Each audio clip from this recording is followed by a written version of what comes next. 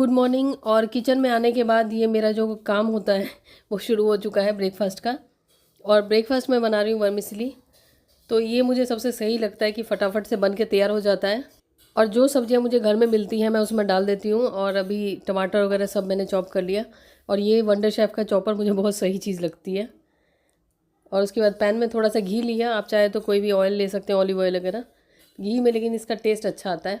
और थोड़ा सा सरसों डाला है। सरसों के बाद फिर वही बीन्स जो अवेलेबल था वो डाल दिया मैंने, बीन्स और छिले हुए मटर। और बस सब टमाटर डाल रही हूँ। पहले सब्जियों को पका लेना है। और आपके पास जितनी भी सब्जियाँ हो ना सारी डाल देंगे तो भी सही रहेगा, क्योंकि उसी बहाने बच्चे सब्ज़ी खा लेते हैं। ऐसे तो सब्ज़ी बनाती हूँ तो वो तो पहले ही बोल देता है ये मेरा बेटा कि नहीं सब्ज़ी हटा लो। तो इसलिए मैं सोचती हूँ जो उसकी पसंद की चीज़ें हैं उसमें सब्जियाँ डाल डाल के खिलाऊँ। और ये जो वर्मिसेली है ये रोस्टेड है तो इसको ज़्यादा चलाने की ज़रूरत नहीं है। तो 1 से 2 मिनट ही इसको बस मैंने इस तरीके से सब्जियों में भुना, जिससे कि घी का थोड़ा टेस्ट आ जाए। और उसके बाद पानी डाला है। पानी आप तो अंदाजे से डाल सकते हैं, नहीं तो मैं इतना डालती हूँ कि जिससे पूरा ये मतलब डूब जाए अच्छी तरीके से। और बहुत ज़्यादा ऊपर पानी ना रहे, मतलब डूब जाए। और उसके बाद उसको मीडियम फ्लेम पे छोड़ दिया मैंने और ये बन के तैयार हो जाता है। तो पानी अगर कम भी हो तो थोड़ा बाद में हम ऐड कर सकते हैं और फिर थोड़ी देर गैस पे चला सकते हैं। तो इस तरीके से ये बन के तैयार हो गया और बहुत टेस्टी लगता है। और रोस्टेड रहता है तो ज़्यादा सही रहता है।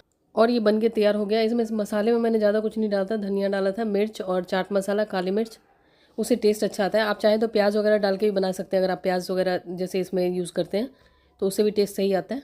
नहीं तो ऐसे भी बना सकते हैं, तो बहुत सही है। बच्चों को लंच बॉक्स में भी आप दे सकते हैं। Welcome back friends. और अभी जैसे त्यौहार आने वाले हैं, फेस्टिवल्स आने वाले हैं, तो खाने पीने का शौक तो हम इंडियंस को होता ही है। तो अभी मैं आपके सामने एक ऐसी चीज़ का रिव्यू करने वाली हूँ कि आप कितना भी खाएं आपका वजन बढ़ने की चिंता किए बिना और किसी भी चीज़ की चिंता किए बिना खा सकते हैं। तो ये है अमेरिकन माइक्रोनिक का डिजिटल एयर फ्रायर और ये 6.5 लीटर है। और इसके साथ हमें रिमूवेबल बास्केट मिलती है जो 360 डिग्री एयर सर्कुलेशन करती है और इसमें अच्छी तरीके से एयर फ्राई हो जाता है। उसके अलावा आप बेक कर सकते हैं, रोस्ट कर सकते हैं, खाना गर्म कर सकते हैं, ग्रिलिंग कर सकते हैं, बहुत सारे ऑप्शन हैं। इसमें adjustable time and temperature control है, जिसकी वजह से आप इसमें बहुत तरह की चीज़ें अपने हिसाब से बना सकते हैं और हेल्दी खाना बना सकते हैं। अब आपको ये नहीं सोचना पड़ेगा कि ये खाना खाऊं कि नहीं खाऊं, क्योंकि इसमें ना के बराबर ऑयल या बिल्कुल बिना ऑयल के भी आप बना सकते हैं। और इसके साथ आपको एक यूज़र मैनुअल मिलता है। तो चलिए अब हम इसको फटाफट से अनबॉक्स करते हैं। और इसका जो डिज़ाइन है बहुत ही प्यारा सा है। तो ये है अमेरिकन माइक्रोनिक एयर फ्रायर का लुक। और इसको मैंने यहाँ से खोला है। तो पहले हम इसकी जो पैकेजिंग मटेरियल लगा हुआ है इसमें, जैसे यहाँ पे गत्ता लगा हुआ है, वो सब हम रिमूव करेंगे। और इस बास्केट को ओपन करने के लिए यहाँ से हमें प्रेस करना होगा, तो ये बास्केट यहाँ से रिमूव हो जाएगी ईजिली। और ये जो गत्ता है इसको हम हटा लेंगे। उसके बाद बास्केट्स को जब आपको यूज़ करना हो तो पहले फर्स्ट टाइम यूज़ करो तो उसको अच्छी तरीके से साफ़ कर लेंगे। जो ऊपर वाली बास्केट है इसको कुकिंग के लिए तैयार हो जाएगा और इस तरीके से हमें वापस से लगा देना है। तो चलिए अब देखते हैं इसमें हम क्या क्या बनाते हैं। वैसे मैं इसमें अभी ज़्यादा चीज़ें नहीं बनाने वाली हूँ, लेकिन इसमें आप बहुत सारी चीज़ें बना सकते हैं। और सबका ये क्वेश्चन होता है कि एयर फ्रायर में हम खाना गर्म कर सकते हैं कि नहीं। तो ऑब्वियसली खाना गर्म करना तो बहुत छोटी सी चीज़ है, वो तो कर ही सकते हैं। और इसके साथ आपको 8 प्रीसेट मेनू मिल जाएगा। 1700 वाट का है ये, 200 डिग्री मैक्सिमम टेम्परेचर है इसमें। और इसके पीछे इस तरह से एयर वेंट है और ये इसके बैक साइड में है। और इसका ओवरऑल डिज़ाइन कुछ इस तरीके का है। इसमें 60 मिनट का टाइमर है मैक्सिमम। और चलिए मैं दिखाती हूँ। इस तरीके से हमें इसे ऑन करना है और यहाँ पे मोड M जो लिखा है इसे हम मोड सेलेक्ट करेंगे। और ये जो है ये प्री हीट का ऑप्शन है। और यहाँ पे आपको डिफरेंट टाइप के मोड्स नज़र आएंगे। जैसे जैसे आप मोड वाले बटन पे क्लिक करेंगे अलग अलग मोड्स, अलग अलग टेम्परेचर आएगा आपके पास।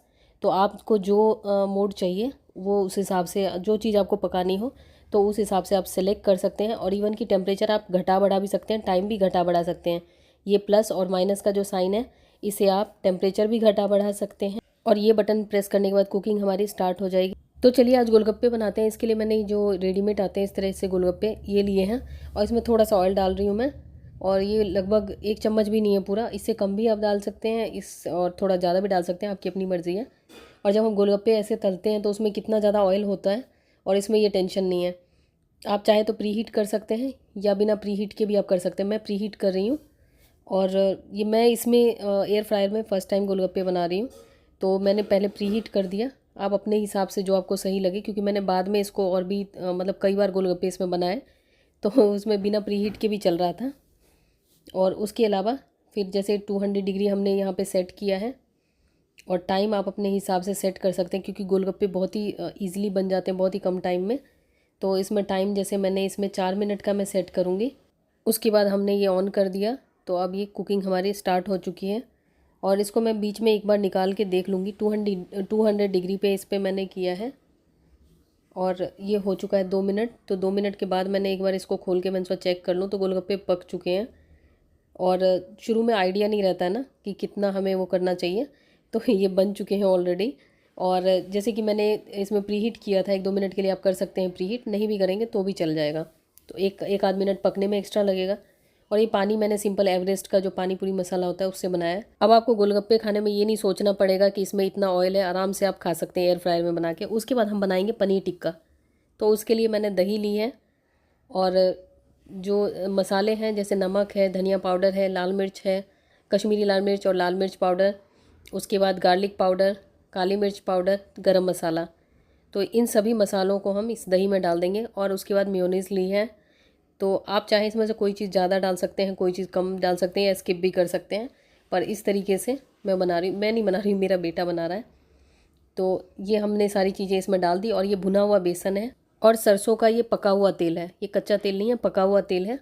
तो इसको हम इसमें अब डाल देंगे, और इसको इन सब चीज़ों को हमें अच्छी तरीके से मिक्स कर लेना है। और मिक्स करने के बाद ये पनीर और ये प्याज और कैप्सिकम काट के रखा है, वो सब चीज़ें हम इसमें डाल देंगे, और सबको अच्छी तरीके से हम मिक्स कर लेंगे। और इसको कम से कम 10-15 मिनट के लिए मैरिनेट होने के लिए छोड़ देंगे, ताकि ये अच्छा इसका टेस्ट और अच्छा है। नहीं तो आप हाथ के हाथ भी बना सकते हैं, मैरिनेशन की ज़रूरत नहीं है। तो बस ये सारी चीज़ें मिक्स हो गई, और इसको थोड़ी देर हमने रखा था, और उसमें 1 चम्मच हमने मेयोनीज़ डाला है। तो आप चाहें तो डाल सकते हैं, नहीं तो कोई और सॉस हो आपके पास जो आपको लगता हो ज़्यादा अच्छा लगेगा, वो डाल सकते हैं। तो बस अब हमने एयर फ्रायर में प्रीहीट किया 3 मिनट के लिए, और उसके बाद हम इसको स्टिक में लगा लेंगे। तो आप चाहें तो इसको डायरेक्ट ऐसे भी रख सकते हैं पनीर वगैरह को, लेकिन ये स्टिक में रखना ज़्यादा सही रहता है। और उसके बाद ये हमारा एयर फ्रायर गर्म हो चुका है। तो प्रीहीट आप 2 से 3 मिनट के लिए कर सकते हैं। खास करके इस टाइप की चीज़ों में प्रीहीट ज़रूर करें, जैसे पनीर टिक्का हो गया, आलू की चाट हो गई, टिक्की हो गई, पकोड़े हो गए, इस टाइप की चीज़ों में प्रीहीट ज़रूर करें। उसके बाद अब हम टेम्परेचर सेट करेंगे। तो इसको हमने जैसे चिकन वाले मोड पे किया है, तो 200 डिग्री पे सेट किया था हमने 12 मिनट के लिए। तो इसको हम बीच में एक आध बार निकाल के पलट लेंगे, ताकि ये अच्छी तरीके से हर साइड से पक जाए। तो इस तरीके से हमने इसको थोड़ा सा पलट देना है, और उसके बाद ये बन चुका है। तो बनने के बाद ये कुछ इस तरह का है। तो इसको हम निकाल लेंगे, और उसको स्टिक से बाहर निकाल के उसमें फिर 1 चम्मच मैं इसमें घी ऐड करूँगी, देसी घी, जिससे कि टेस्ट थोड़ा सा और अच्छा हो जाए। और पेरी पेरी पाउडर, तो ये मिक्स करके उसके बाद सब चीज़ों को अच्छी तरीके से मिक्स करके हम इसे किसी भी सॉस के साथ, और जिस चीज़ के साथ आपका मन करे, इसको सर्व कर सकते हैं। तो ये है हमारा पनीर टिक्का, जो कि बहुत ही टेस्टी है।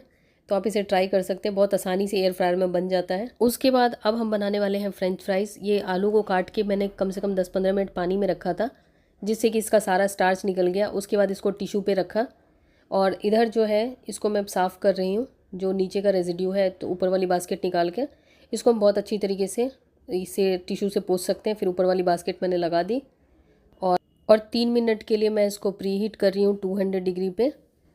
तो इसमें भी प्रीहीट करना ज़रूरी है। और ये आलू हमारे हमने निकाल लिए, और इसमें आप अपने हिसाब से स्पाइसेस डाल सकते हैं। तो जैसे इसमें मैंने नमक लिया है, काली मिर्च लिया है, और थोड़ा सा ऑलिव ऑयल। ऑलिव ऑयल इतना सारा नहीं डालूँगी, 1 चम्मच है ये पूरा, तो आधा चम्मच लगभग। तो ये नमक डाल रही हूँ। तो नमक वगैरह तो आप अपने हिसाब से जितना बना रहे हैं उस हिसाब से डाल सकते हैं। काली मिर्च आप चाहें थोड़ा कम भी डाल सकते हैं, क्योंकि इससे थोड़ा सा तीखा ज़्यादा हो जाता है। और ये ऑलिव ऑयल, बस इन सबको अच्छी तरीके से हमें मिक्स कर देना है। आप चाहें तो इसमें कोई और स्पाइसेस भी यूज़ कर सकते हैं, जैसे चाट मसाला वगैरह भी चाहें तो साथ में डाल के यूज़ कर सकते हैं, बना सकते हैं, उससे भी अच्छा बनता है। तो बस एयर फ्रायर हमारा गर्म हो चुका है, और जो हमने ये फ्रेंच फ्राइज़ ये काटे थे, इन सबको हम अच्छी तरीके से इसमें स्प्रेड कर देंगे इस तरीके से। और बस अब हम इसमें टाइमर सेट करते हैं। वैसे आपको इसके साथ एक रेसिपी बुक मिल जाएगी, उसमें सारा टाइम और टेम्परेचर सब कुछ लिखा हुआ है। तो भी आप कुछ नया एक्सपेरिमेंट करना चाहते हैं तो अपने हिसाब से कर सकते हैं। तो जैसे मैंने इसमें 30 मिनट का 200 डिग्री पे टेम्परेचर सेट किया है, और इसको बीच बीच में निकाल के थोड़ा सा हम शेक कर लेंगे जिससे अच्छी तरीके से ये चारों तरफ से पक जाए। और उसके बाद ये पक चुका है। पकने के बाद ये कुछ इस तरीके का है, और उसके बाद हम इसमें थोड़ा सा पेरी पेरी मसाला डालेंगे, और उसके बाद आप इसे सॉस के साथ सर्व कर सकते हैं या ऐसे भी खा सकते हैं। तो अब आपको बार बार मैकडी जाने की ज़रूरत नहीं है फ्रेंच फ्राइज़ खाने के लिए। वहाँ पे मिलता है ना शेक फ्राइज़, उसमें बहुत ज़्यादा मसाला होता है, चटपटा होता है, उसी टाइप से बनाया हमने। आप इसको प्लेन भी बना सकते हैं, सिर्फ नमक और ऑलिव ऑयल वगैरह डाल के। इसका जो हैंडल है कूल टच हैंडल है, मतलब कुकिंग करने के दौरान भी ये हैंडल गर्म नहीं होता है, तो मेरे हिसाब से तो बेस्ट है। और अमेरिकन माइक्रोनिक एयर फ्रायर का लिंक डिस्क्रिप्शन में है, प्लीज़ चेक कर लें। और उसके बाद अब शाम को चाय का टाइम, ये मतलब कमल जी के आने के बाद उनकी चाय। मैंने ये चाकू का सेट मंगाया है, ये 3 का। ये मैंने मतलब अपने लिए नहीं मंगाया है, कमल जी के लिए मंगाया है। मुझे तो ब्लंट चाकू भी चलता है क्योंकि सही से तो कटती नहीं है मेरे से सब्जियाँ। तो ये मैंने मंगाया है गोदरेज का। ये मुझे कितना 330 का पड़ा है, ये ब्लिंकिट से मंगाया है। इसके अलावा ये मंगाया है, ये क्या है यार, इसको वो बोलते हैं ग्रेटर। हाँ, ये मैंने चिप्स वगैरह के लिए भी मंगाया। पीछे से चिप्स बन सकता है और इधर से अलग अलग तरह से ग्रेट कर सकते हैं, तो सही लग रहा है। तो ये मुझे 180 का पड़ा है। और ये सब कुछ बनाने के बाद उसके बाद खाना बनाया है। ब्राउन राइस है ये, इसलिए ऐसे लग रहे हैं आपको बुझे बुझे से। चावल दाल सब्जी बनाई है। उसके बाद बर्तन कांड शुरू, और बर्तन कांड तो ज़रूरी होता है, जबकि मैं जो भी चीज़ें एयर फ्रायर में बना रही थी साथ के साथ बर्तन भी साफ़ करते जा रही थी, लेकिन फिर भी हो ही जाते हैं, ये तो खाने के बाद के हैं। और उसके बाद रात का जो कार्यक्रम होता है वो, जैसे कि ड्राई फ्रूट्स भिगोना, मेथी भिगोना, ये कमल जी के लिए। Welcome back friends. और आज दिन भर एयर फ्रायर के चक्कर में ही निकल गया, और फिर रात भी हो गई थी ज़्यादा। फिर जल्दी जल्दी खाना बनाया, फिर किचन विचन साफ़ किया। उसके बाद अब मुझे नींद इतनी आ रही है ना, क्योंकि सुबह जल्दी उठने की वजह से, और दिन में बिल्कुल भी आराम नहीं किया। तो चलिए अब मैं जा रही हूँ सोने। और जैसे अभी मैं बहुत ज़्यादा थक गई थी, तो फिर मैंने इसलिए आज ये ऑरेंज वाला कुर्ता पहना है ताकि नींद जल्दी खुल जाए। क्योंकि अभी अगर कोई लाइट कलर का या पेस्टल या कुछ इस टाइप का शेड पहनती ना, जैसे कि ब्लू या ठंडा कलर, तो फिर नींद खुलने में दिक्कत होती। अगर ज़्यादा वो होता तो आलस ज़्यादा आता। तभी मैंने कहा कुछ ऐसा कलर पहनूं जो थोड़ा सा वार्म हो, ब्राइट हो, तो नींद जल्दी खुलेगी। तो चलिए इस व्लॉग में इतना ही। मिलती हूँ आपसे नए व्लॉग में या नई वीडियो में। तब तक के लिए बाय बाय।